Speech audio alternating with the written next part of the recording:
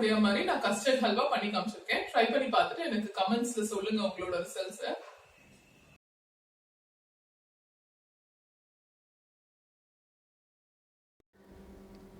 First நம்ம ஒரு 1/2 cup custard powder எடுத்திருக்கோம். இது கூட நம்ம வந்து 1.5 கப்பு சுகர் மெஷர் பண்ணிக்க போகிறோம்.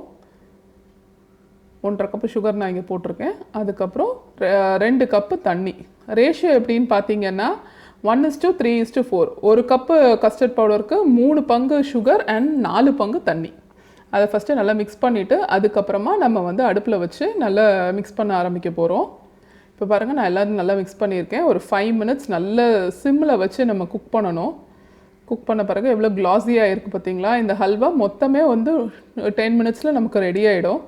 ஆனால் நம்ம சிம்மில் வச்சு குக் பண்ணால் தான் இந்த டேஸ்ட் ரொம்ப நல்லாயிருக்கும். பாருங்கள், ஒரு 10 மினிட்ஸ் நல்லா குக் பண்ணதுக்கப்புறம் இந்த மாதிரி வந்துடும். நம்ம தீபாவளி டைம் வருது இல்லையா, நம்ம ட்ரெடிஷ்னல் ஸ்வீட்ஸ் பண்ணால் நமக்கு வந்து கொஞ்சம் கஷ்டம் அப்படின்னு நினைக்கிறவங்க இந்த மாதிரி ஈஸியான ஸ்வீட்ஸாக பண்ணி நம்ம என்ஜாய் பண்ணலாம்.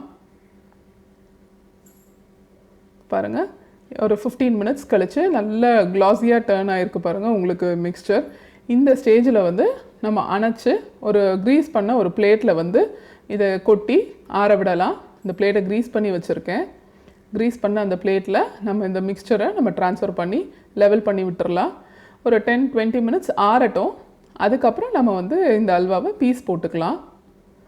பாருங்கள், ஒரு 10 மினிட்ஸ் ஆறின பிறகு இந்த மாதிரி நம்ம லைன்ஸ் மாதிரி போட்டு நம்ம பீஸ் என்ன ஷேப் வேணுமோ அந்த மாதிரி போட்டு நம்ம சில்லுன்னு சர்வ் பண்ணலாம். இதை வெளியே வச்சும் சர்வ் பண்ணலாம்.